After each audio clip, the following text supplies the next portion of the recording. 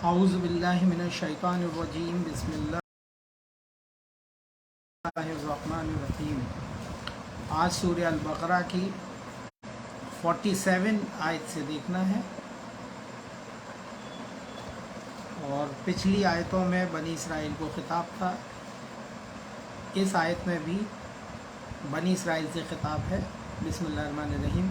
या बनी इसराइल अज़्कुरू निअमती अल्लती अनअमतु अलैकुम व अन्नी फ़द्दलतुकुम अलल आलमीन।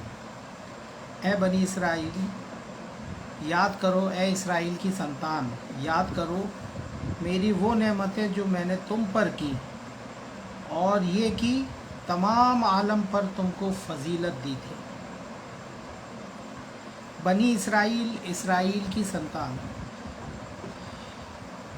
कुरान में आले इमरान भी है, कुरान में आले याकूब की संतान, आले मूसा भी आया, आले हारून भी आया। ये कुरान में आपको अगली मिलेगा। चूँकि उस वक्त अरब में जब नाजिल हो रहा था तो अरब में जो आसपास के जो इलाके थे उस वक्त लगातार वहाँ पर नबी, और वो इनसे वाकिफ़ थे, इन नामों से वाकिफ़ थे। वो जो है इब्राहीम अलैहिस्सलाम, मूसा अलैहिस्सलाम, ईसा अलैहिस्सलाम, इनसे वाकिफ़ थे और इन्हें नबी और रसूल मानते थे। क्योंकि वहाँ पर जो थी कौमें, वो उसमें यहूदी भी थे, ईसाई भी थे, कुछ जो खाना काबा में तो जो इब्राहीम अलैहिस्सलाम को मानने वाले थे। तो उनको ख़िताब करके ये कि एक वक्त में वो बनी इसराइल में लगातार नबी आए और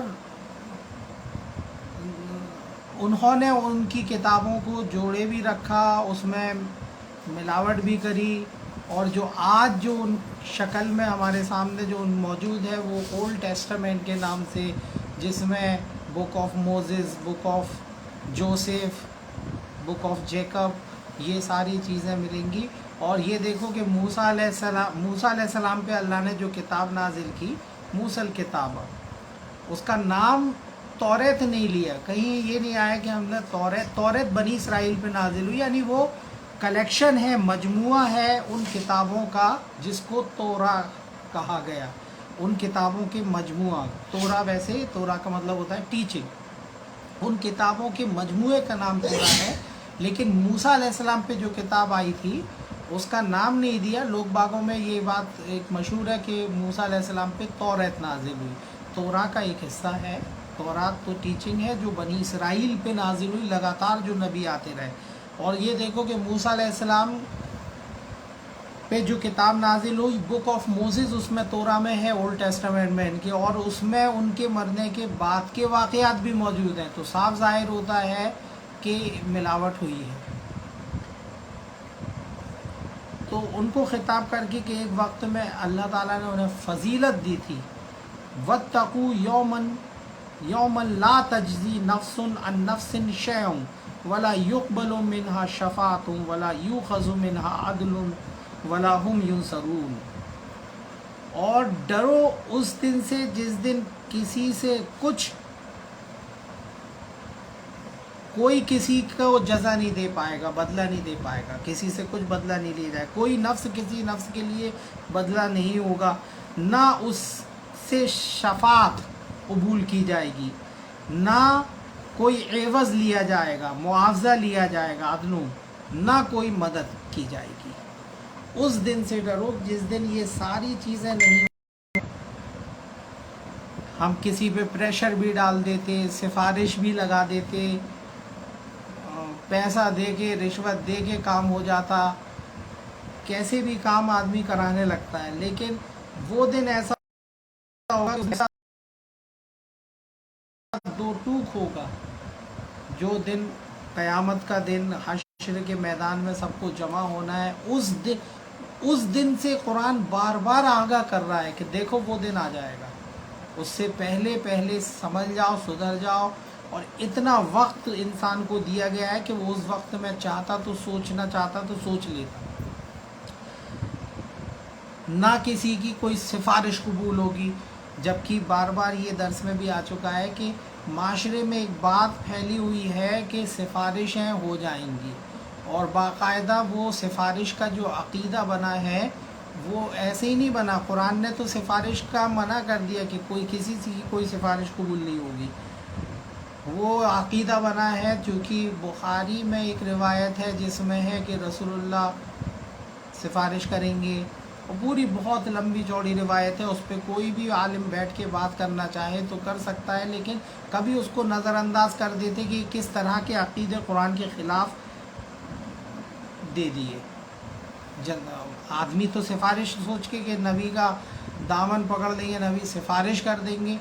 رسول اللہ تو ایسے لوگوں سے جو قرآن پہ نہیں ہوں گے تو منہ ہی پھیر لیں گے. وہ تو جن کا قرآن سے کوئی واسطہ نہیں، وہ رسول سے کیسے ہمدردی جتا سکتے؟ رسالت تو یہی ہے. قرآن اطیع القرآن کا مطلب ہی ہوتا ہے اطیع الرسول. رسول کی اطاعت کا مطلب قرآن کی اطاعت ہوتا ہے.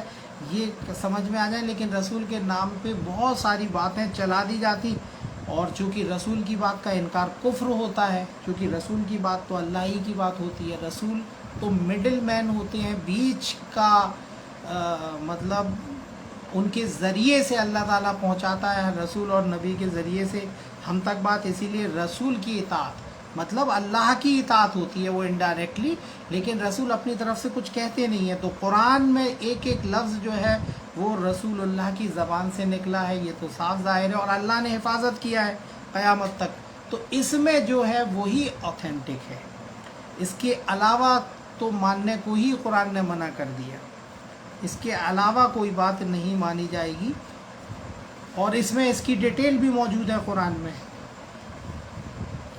تو فرمایا کہ نہ کسی سے کوئی کسی کے کام آئے گا، نہ کسی سے سفارش قبول کی جائے گی. اصل میں شفاعت جو لفظ ہوتا ہے، شفا مطلب ساتھ میں کھڑے ہونے والا. سفارش لفظ قرآن میں نہیں آیا، لیکن سفارش اس کا ترجمہ کرتے ہیں وہ اس وجہ سے کہ شفا کا مطلب ہوتا ہے ساتھ میں ساتھ میں کھڑے ہونے والا ہوتا ہے. یعنی والشفا والوتر آیا نا قرآن میں، اکیلا اور جوڑا. تو جوڑا یعنی جو ساتھ میں کھڑا ہوا. تو جو ساتھ میں کھڑا ہوگا وہاں آپ کے اگینسٹ بھی تو بات کہے گا. وہ ضروری تھوڑی ہے کہ وہ آپ کی سفارش ہی کر دے، آپ کے خلاف شکایت بھی تو کر سکتا ہے نا. ساتھ میں وہاں پر جن کو بولنے کی اجازت ہوگی وہی بول پائیں گے، اور رسولوں کو کی گواہی ہوگی، ملائکہ کی گواہیاں ہوں گی، یہ گواہی دیں گے. اور رسول اللہ کی کیا گواہی ہوگی؟ رسول اللہ سفارش نہیں کریں گے، جبکہ قرآن میں شکایت کرنے کا آیا. رسول اللہ شکایت کریں گے، اور وہ شکایت کن الفاظوں میں درج ہے؟ سورہ فرقان میں. سورہ فرقان میں رسول اللہ کی زبان سے اللہ تعالیٰ نے شکایت درج کری اور فرمایا کہ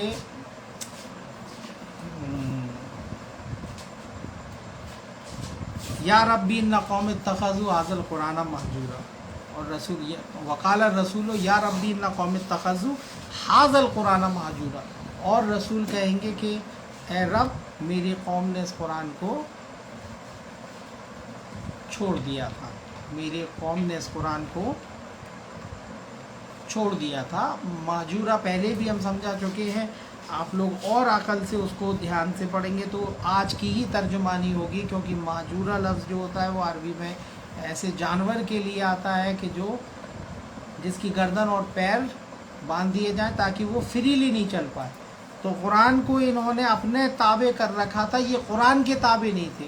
اس کو تمام روایتوں سے، تمام چیزوں سے جکڑ دیا تھا، تو وہ کھل کے اس کی جو ہدایت تھی وہ سامنے نہیں آ سکتی تھی. کیونکہ اس کو وہ کہتے تھے کہ اس کتاب سے سمجھو، اس کتاب سے اس کی تشریح ہوگی، فلاں مولوی سمجھائے گا. ان کو جو ہے اپنی ان سے جکڑ رکھا تھا. تو یعنی قرآن کی یہ تابع نہیں تھے، قرآن ان کے تابع تھا. یہ جو چاہتے تھے قرآن سے وہ نکالتے تھے، وہ بات ان کے اس سے ہو جاتی تھی. پھر فرمایا نہ مدد کی جائے گی. وَإِذْ نَجَّيْنَاكُمْ مِنْ آلِ فِرْعَوْنَ يَسُومُونَكُمْ سُوءَ الْعَذَابِ يُذَبِّحُونَ أَبْنَاءَكُمْ وَيَسْتَحْيُونَ نِسَاءَكُمْ وَفِي ذَلِكُمْ بَلَاءٌ مِّن رَّبِّكُمْ عَظِيمٌ. اور جب ہم نے تمہیں نجات دی فرعونیوں سے، آل فرعون، جو تمہیں ٹارگیٹ کرتے تھے سخت عذاب سے، تمہیں یسومونکم سوء العذاب، بری یاتنا دیتے تھے، اور وہ کیا تھی؟ یذبحون ابناکم، تمہارے بیٹوں کو تو ذبح کر دیتے تھے، ویستحیون نساءکم، اور تمہاری عورتوں کو زندہ چھوڑ دیتے تھے۔ اب دیکھو اس میں خالی فرعون کا نام نہیں آیا کہ فرعون ٹارگیٹ کرتا تھا، آل فرعون، فرعونی ٹارگیٹ کرتے تھے، جو فرعون کی قوم تھی، جو فرعونی تھے، وہ پورے کے لیے آیا، من آل فرعون یسومونکم سوء العذاب یذبحون ابناکم ویستحیون نساءکم۔ اب اس میں کافی طریقے سے ہدایت نکلتی ہے۔ اگر آپ اس آیت کو سوچیں گے تو بہت ساری باتیں سامنے آتی ہے، یذبحون ابناکم ویستحیون نساءکم، تو یہ پالیسی زیادہ تر گورنمنٹ چلتی ہے کہ قوم کے لڑکوں کو ذبح کر دو، مطلب ان کو بالکل ہی نیگلیکٹ کر دیا جائے اور عورتوں کو بڑھاوا دیا جائے۔ اس سے ہوتا کیا ہے، وہ پالیسی جا کے بہت کارگر پالیسی ہوتی ہے یہ گورنمنٹ کی، زیادہ تر گورنمنٹ کی، کہ عورتوں کو بڑھاوا دو اور لڑکوں کو نیگلیکٹ کرو۔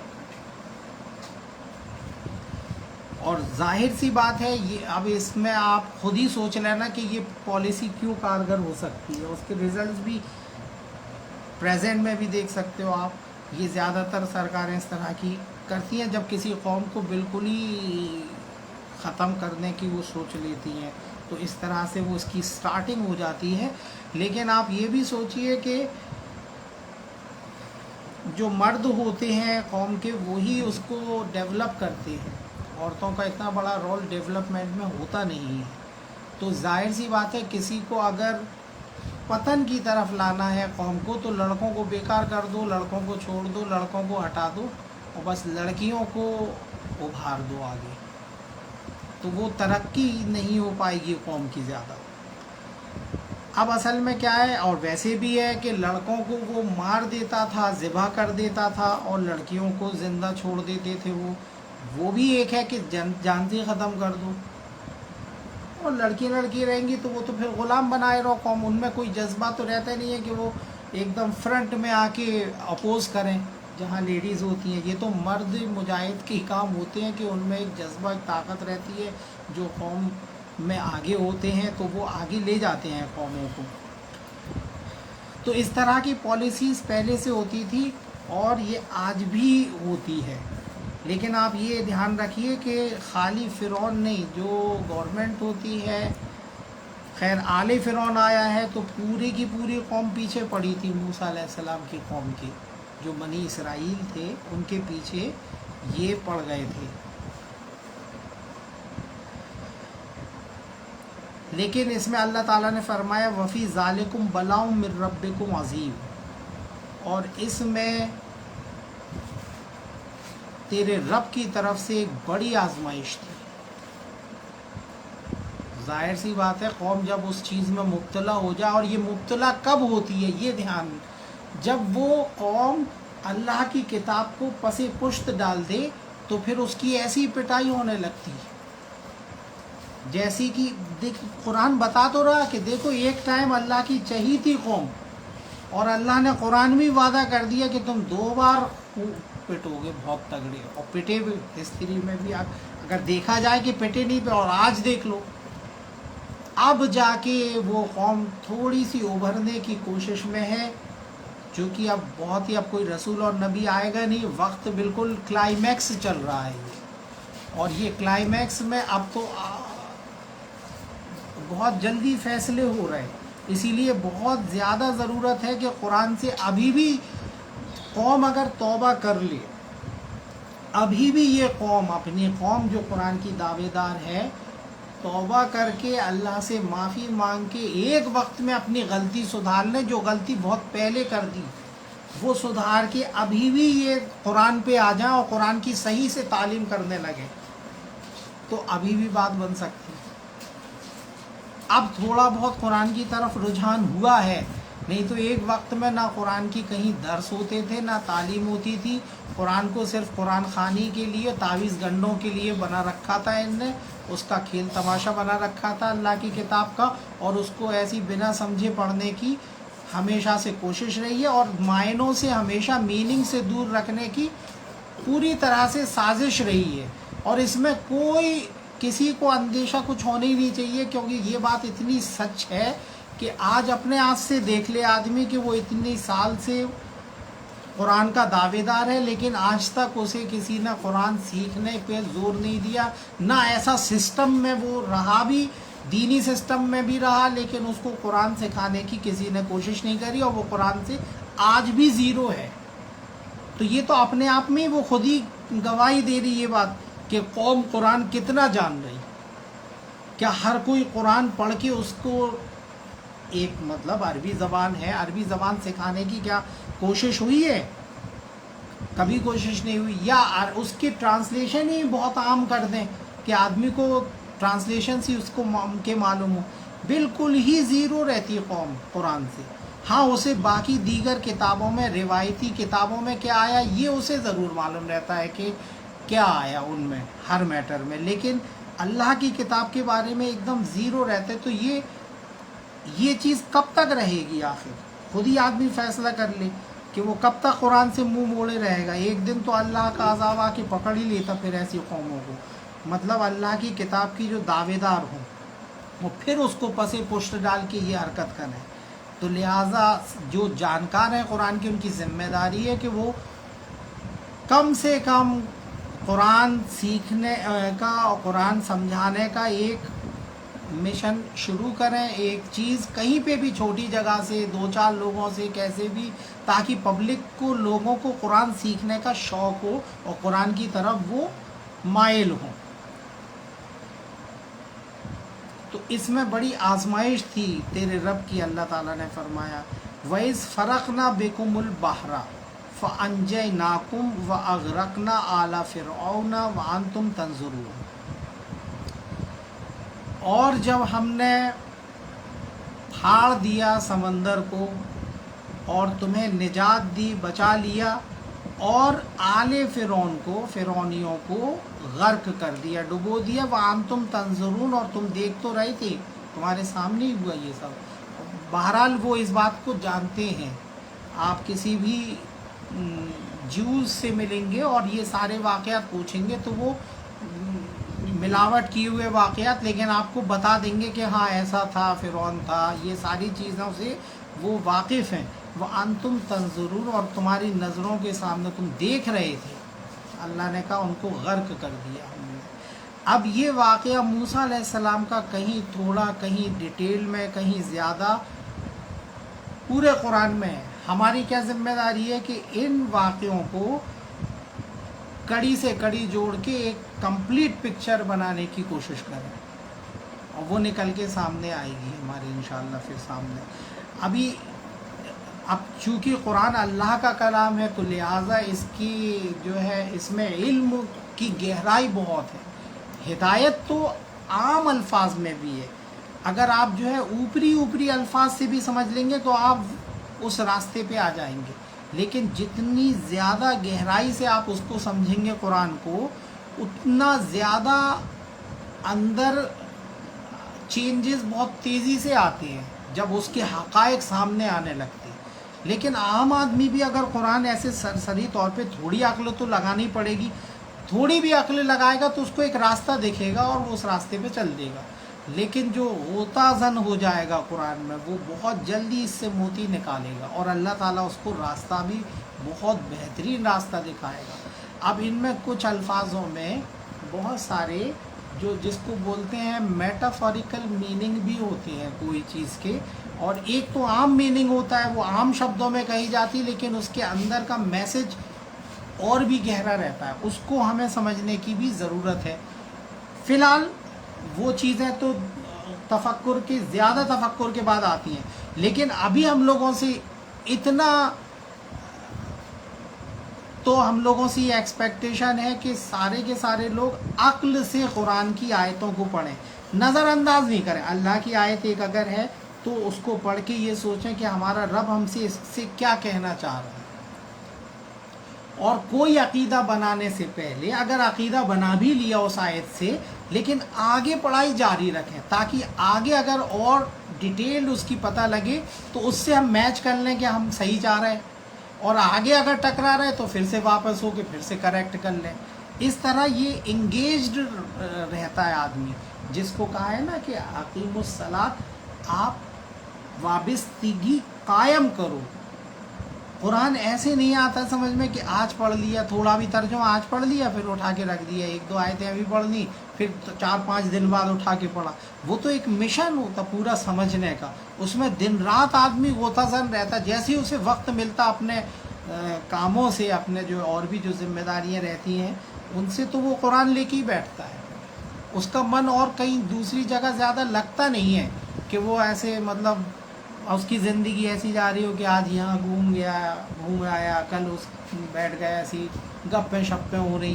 اس میں زیادہ من لگتا نہیں ہے. پھر قرآن والے کا ذہن تھوڑا دوسرے ٹائپ کا یہ ہو جاتا ہے کہ وہ بہت سنسیئر اور تفکر اور غور فکر کرنے والا ہوتا ہے، اور اس کو ہر چیز میں ہدایت اس کے سامنے وہ نکالتا ہے کہ کہاں، اور اپنے اعمال کو بھی چیک کرتا رہتا ہے کہ ہم سے کہاں غلطی ہوئی، کہاں ہم سے چوک ہو گئی.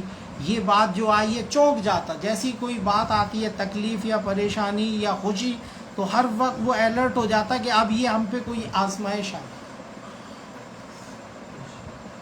یہ آزمائش اس کے لیے آئی، اب اسے کیسا رول ادا کرنا ہے تو وہ تیار ہو جاتا. مومن پہلے سے تیار ہو جاتا.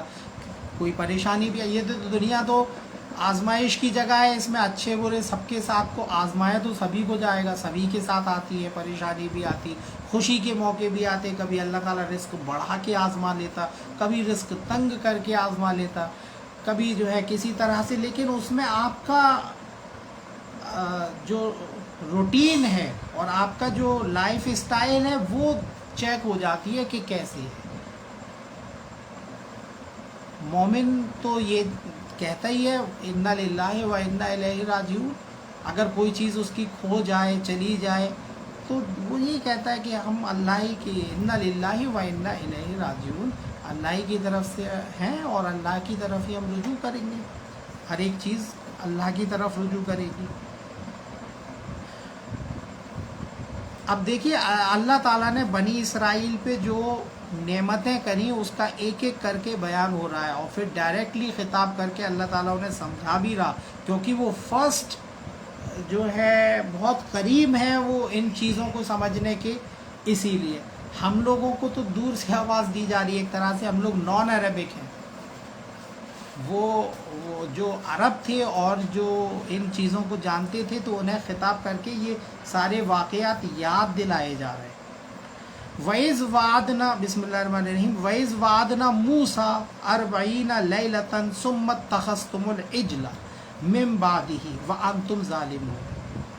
اور جب ہم نے موسیٰ سے 40 رات کا وعدہ کیا، پھر اس کے بعد تم نے بچھڑے کو اخذ کر لیا، بچھڑے کو لے لیا، بچھڑے کو معبود بنا لیا اصل میں. وَأَنْتُمْ ظَالِمُونَ، اور تم ظالم تھے، ظلم کر رہے تھے. اب یہ چیز ہے کہ وہ 40 رات کیا تھیں، کس لیے اللہ تعالیٰ نے بلایا تھا، کہاں بلایا تھا.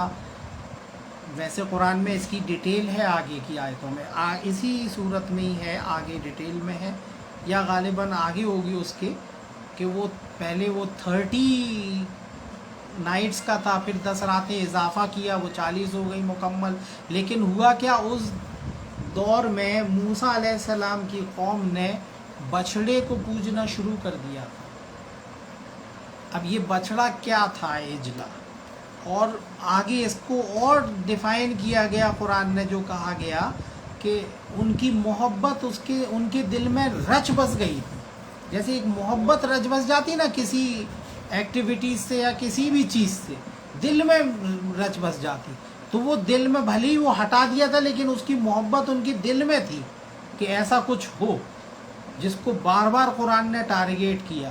اور ان کی اس حرکت کو، کیونکہ اللہ تو دلوں کی حال جانتا ہے، تو تو بہرحال ہم سوچتے ہیں ابھی 50 تک رہنے دیں، کیونکہ یہ واقعہ پھر شروع ہو رہا ہے اور اس سے جڑی کئی آیتیں ہیں، اسی لیے اجلا کو انشاءاللہ اگلے ہفتے لیں گے اور سمجھائیں گے کہ وہ بچھڑے کا کیا میٹر تھا جس کو موسیٰ علیہ السلام کی قوم نے اخذ کر لیا تھا، ٹھیک ہے، کیونکہ اس سے ریلیٹڈ آگے بہت سی آیتیں ہیں۔ پھر وہ ذبح کیا گیا، گائے ذبح کرنے کا حکم کیا، لیکن موسیٰ علیہ السلام کی قوم کی وہ حرکتیں قرآن نے بیان کری ہیں کہ یعنی ستایا بہت ہے، یہاں تک کہہ دیا قرآن نے کہ کیا تم ایسے ہی سوال کرو گے اپنے نبی سے جیسا کہ موسیٰ کی قوم نے ان سے کرے تھے۔